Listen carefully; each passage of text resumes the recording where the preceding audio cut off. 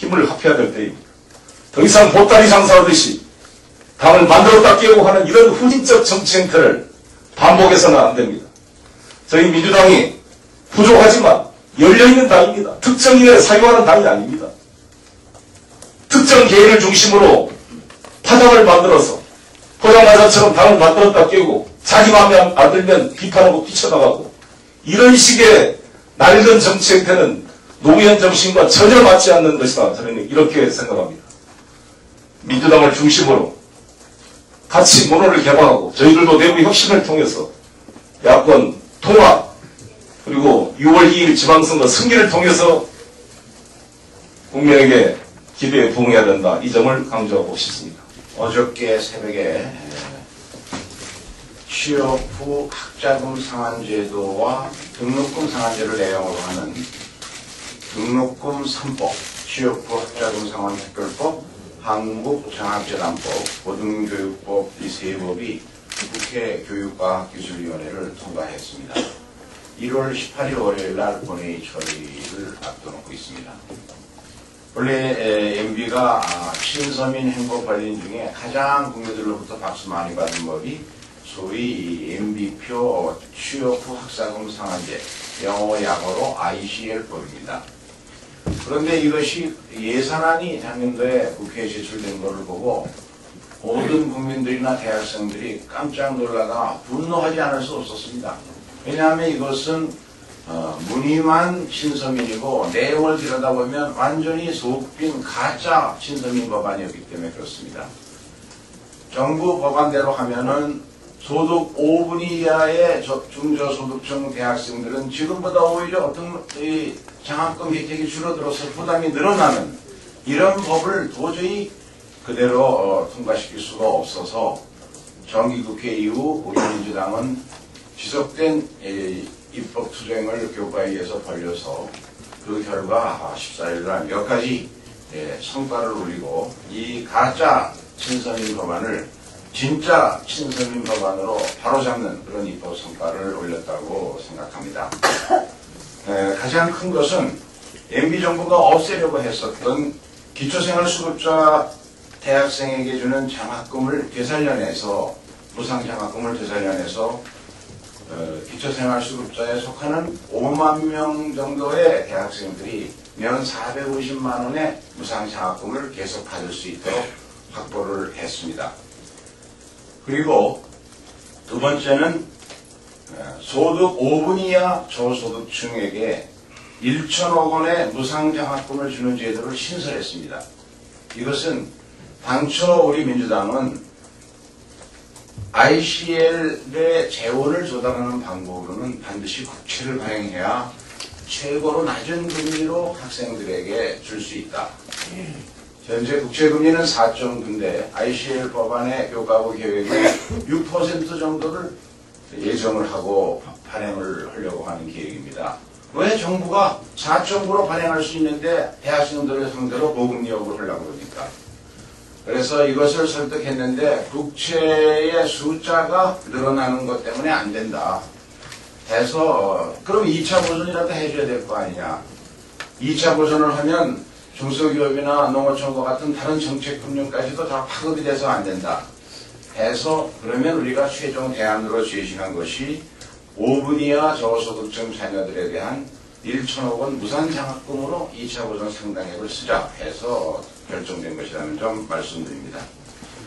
그것과 함께 ICL 제도가 외국에서 파탄에 이른 것은 등록금, 이 제도를 하게 되면 사립학교들이 등록금을 마구잡이로 올려가지고 재정부담이 늘어나고 서민들의 이 신용불량자로 만드는 이런 것 때문에 이 제도가 지속 가능하지 않았던 사례가 있고 그래서 영국에서도 등록금 상한제를 도입했습니다. 우리 민주당은 안민석 의원이 작년부터 대표 발의한 법안에서 등록금 상한제와 등록금 부불제를 동시에 도입한다는 걸 해야 된다는 걸 끝까지 주장했고 그것을 관철해서 이번에 등록금 상한제가 도입이 됐습니다. 종전에는 대학이 일방적으로 재단에서 등록금을 책정해서 그것도 불투명한 내용으로 등록금을 여러 가지 편법으로 올리기만 한 것을, 그래서 물가 상승률의 평균 3배 이상 등록금이 올라갔던 것을, 그런 것들이 학내 분규의 큰 원인이었습니다만, 이제는 대학마다 법률로 등록금위원회를 두고 거기에 학생과 재단 측이 균형 있게 참여해서 평균 가계 소득이나 정부의 재정 지원율 등을 고려해서 매년 적정 등록금을 산정하도록 했고, 이 등록금은 소비자 물가 상승률의 1.5배를 넘는 경우에는 교과부가 행재정적 제한을 하도록 하는 등록금 책정의 큰 원칙과 기준을 만들면서 대학이 이렇게 등록금을 인상을 억제당했을 때 대학 교육의 질이 떨어지는 것을 막아야 하기 때문에, 그래서 정부에게 적어도 OECD 평균 수준의 대학에 대한 재정 지원을 획기적으로 늘리는 그런 법적 의무를 법으로 부과를 했습니다. 즉 정부가 고등교육에 대한 재정 지원을 확대하는 10개년 기본 계획을 세우고, 그 계획에 의거해서 매 2년마다 한 번씩 재정 지원 확대 계획을 국회에 보고토록 한 것입니다. 우리나라의 이 대학에 대한 재정 지원은 OECD 평균의 절반밖에 안 됩니다. OECD 국가 중에는 우리보다 훨씬 경제적으로 못 사는 터키나 그리스나 멕시코도 들어가 있는데, 유일한 자원이 인적 자원밖에 없는 우리나라에 대학에 대한 지원이 OECD 반밖에 안 된다는 것은 이건 참으로 부끄러운 일입니다. 그런 그 결과가 OECD 평균 대학 재정의 등록금 의존율은 25%밖에 안 되는데 우리나라 평균은 75%나 되는 것입니다. 이 제도가 이제 잘 정착되고 우리 대학 교육의 질을 높이고 또 보편화된 이 대학 교육의 대학 교육을 받는 대학생들의 등록금 부담을 덜어주는 그런 성과를 올리기 위해서는 정부의 재정 지출의 우선순위를 획기적으로 개선해서 지금처럼 1970년대식 대우나 삽질, 세종시 맞개발 이런 토목공사에 돈 쏟아놓는 것을 중단하고 그것을 최우선 순위를 교육에, 특히 고등교육에 대한 지원을 확대하는 데로 돌려야 한다고 생각합니다. 이것이 우리나라가 지금 G20 의장국이라고 하는데 전 세계 200개 경쟁력 있는 대학 중에 우리나라는 3개밖에 못 들어가 있습니다. 중국이 10개, 일본이 11개, 싱가포르도 4개나 들어가 있는데 우리 대학을 왜 이렇게 방치해야 됩니까? 그런 점에서 우리 민주당은 앞으로도 계속해서 정부가 고등교육에 대한 재정 지원을 획기적으로 늘려갈 수 있는 것을 감독하고 촉구해 나가도록 할 것입니다. 이상입니다. 금강산 공간은 남북 경협과 남북 화해 협력의 상징적 사업으로 반드시 빠른 시일 내에 재개되어야 합니다. 특히 강원도민들의 금강산 관광 재개 요구는 굉장히 큽니다.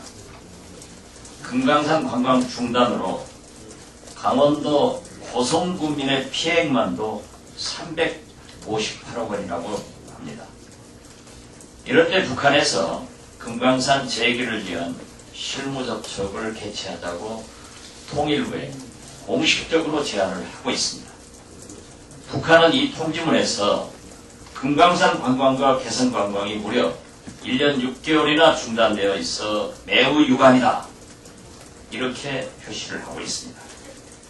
작년 11월에도 북한이 회담 의사를 전하면서 무엇이든 협의할 용의가 있다, 이렇게 말을 했습니다. 이것은 이명박 정부가 내세우는 재개 조건인 진상규명, 재발방지, 신변 안전 보장 등을 충분히 논의해서 실질적인 결과가 나올 것으로 예상되는 것입니다. 좋은 기회라고 봅니다. 우리 정부는 더 이상 실기하지 않기를 바라며 우리 민주당은 정부가 성실히 북한 제안에 동의해서 금강산 관광과 개성 관광이 재개되기를 바라고 있습니다. 감사합니다.